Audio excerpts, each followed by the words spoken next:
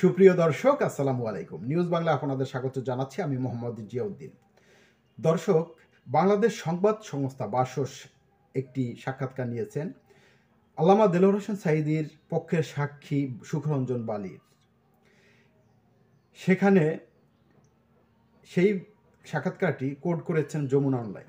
দর্শক, আল্লামা দেলোয়ার হোসেন সাঈদী কেমন মানুষ ছিলেন, ভালো না মন্দ, তিনি অপরাধী না নিরপরাধ, এই বিষয়গুলো জানতে হলে আপনাকে পুরো ভিডিওটি না টেনে দেখতে হবে। এখানে বলা হয়েছে, সাঈদীর পক্ষে সাক্ষ্য দিতে গিয়ে গুম হয়ে ভারতের কারাগারে যাওয়ার বর্ণনা দিলেন সুখরঞ্জন বালি।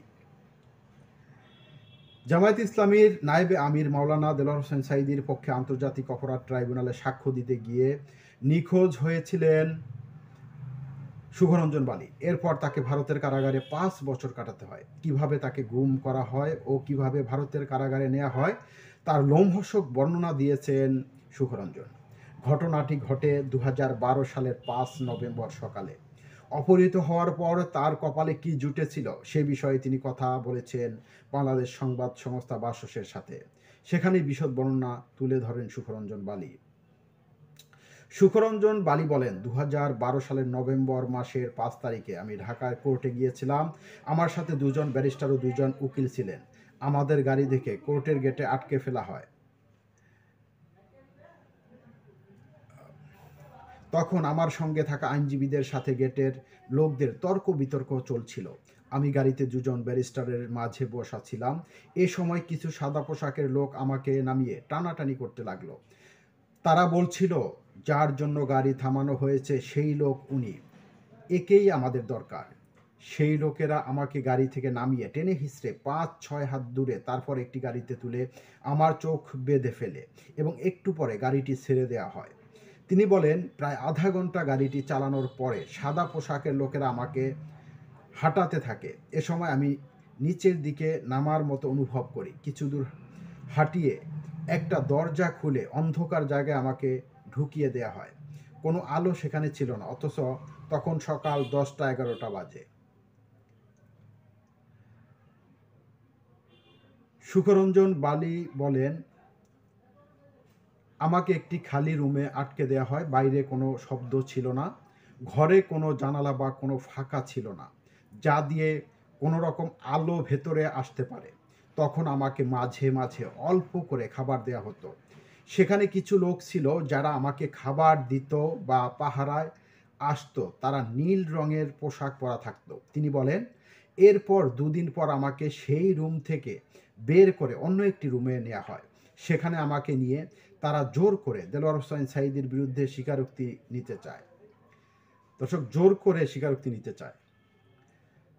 সে রুমে অনেকগুলো ক্যামেরা লাগানো ছিল। আমি দেখতে পাই আমার ভাইয়ের হত্যায় দেলোয়ার হোসেন সাঈদী জড়িত কিনা জানতে চাইলে আমি যখন স্বীকার করি এবং বলি যে যারা আমার ভাইকে হত্যা করেছে তাদের আমি চিনি, তাদের বিরুদ্ধে আমি সাক্ষ্য দিতে পারবো, কিন্তু তারা বারবার আমাকে দেলোয়ার হোসেন সাঈদীর বিরুদ্ধে সাক্ষী দিতে বলে। দর্শক, বারবার তাকে দেলোয়ার হোসেন সাঈদীর বিরুদ্ধে সাক্ষ্য দিতে বলে। এক পর্যায়ে তারা আমাকে টাকা দিয়ে লোভ দেখানোর চেষ্টা করে। এরপরও রাজি না হলে তারা অমানবিক নির্যাতন চালায়। সেখানে টানা কয়েকদিন ছিলাম। তারা বিভিন্ন সময় বিভিন্ন ঘরে নিয়ে জিজ্ঞাসাবাদ করত। তখন ৩-৪ জন লোক জিজ্ঞাসাবাদ করত। অত্যাচারে তিনি অসুস্থ হয়ে যান জানিয়ে বলেন, তাদের অত্যাচারে আমি অসুস্থ হয়ে যাই। কয়েকদিন সেখানে থাকার পর তারা একদিন সকাল ৭টা কি ৮টার দিকে আমাকে চোখ বেঁধে গাড়িতে তোলে।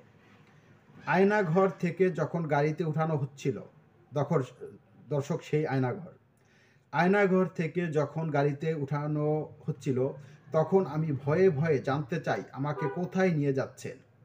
জবাবে তারা বলছিল, আমরা তোকে তোর দেশে নিয়ে যাব, বল কোথায় নামিয়ে দিলে তুই তোর বাড়ি চিনে যেতে পারবি। তখন বলি, বাগেরহাটে নামিয়ে দিলে আমি আমার বাড়িতে যেতে পারবো।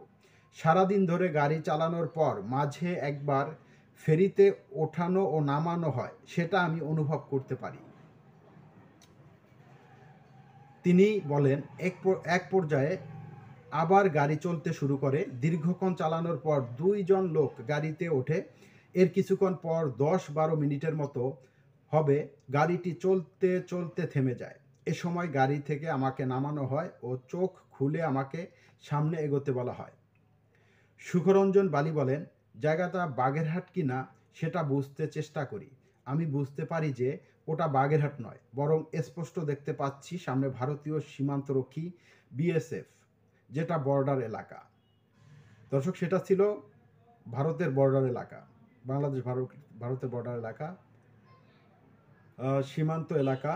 সেখানে যারা আমায় নিয়েছে, কান্না করতে করতে আমি বিএসএফের হাতে তুলে না দিতে তাদের অনুরোধ করি। আমি বলি, এদের হাতে তুলে দিয়েন না, প্রয়োজনে আমাকে মেরে ফেলেন।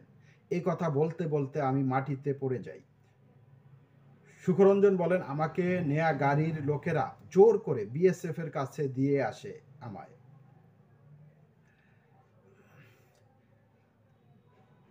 জোর করে দিয়ে আসে আমায়। সুখরঞ্জন বালি বলেন, বাংলাদেশের একজন নিরপরাধ নাগরিককে রাষ্ট্রের আইন শৃঙ্খলা বাহিনী আরেকটি দেশের রাষ্ট্রীয় বাহিনীর হাতে তুলে দেয় কেমন করে? কান্নাজড়িত কণ্ঠে সুখরঞ্জন বালি বলেন, আমি যেতে না চাইলে জোর করে তারা আমাকে ধরে বিএসএফ এর সদস্যদের হাতে তুলে দেয়। বিএসএফ কিছু জিজ্ঞেস না করেই আমাকে প্রচণ্ড মারপিট শুরু করে। বিএসএফ হিন্দিতে কথা বলছিল এবং আমি আমাকে না মারার জন্য বাংলায় বোঝাতে চেষ্টা করি। আমার কোনো কথা তারা বুঝতে পেরেছিল কি না আমি আজও বুঝিনি। এক পর্যায়ে বিএসএফ মোটা দড়ি দিয়ে পেছন দিক দিয়ে আমার হাত বেঁধে ফেলে। হাত বাঁধার সেই দাগ এখনও স্পষ্ট আছে বলে বাসসের এই প্রতিবেদককে দেখান সুখরঞ্জন বালি।